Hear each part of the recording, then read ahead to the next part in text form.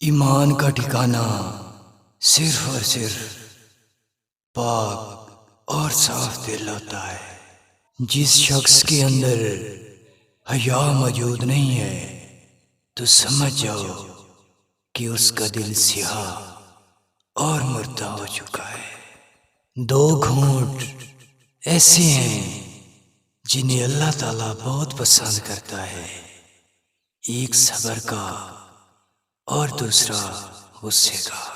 جب اللہ تعالیٰ کسی بندے کا ہاتھ تھام لیتا ہے تو اس بندے کو غم میں بھی محبت کی مٹھاس محسوس ہوتی ہے۔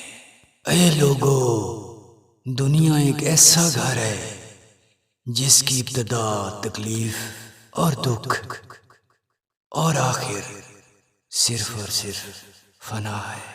جب اللہ تعالیٰ کی ذات کسی بندے سے راضی ہونے لگتی ہے تو بندے کو خود بخود اپنے عیبوں کے بارے میں پتہ چلنا شروع ہو جاتا ہے۔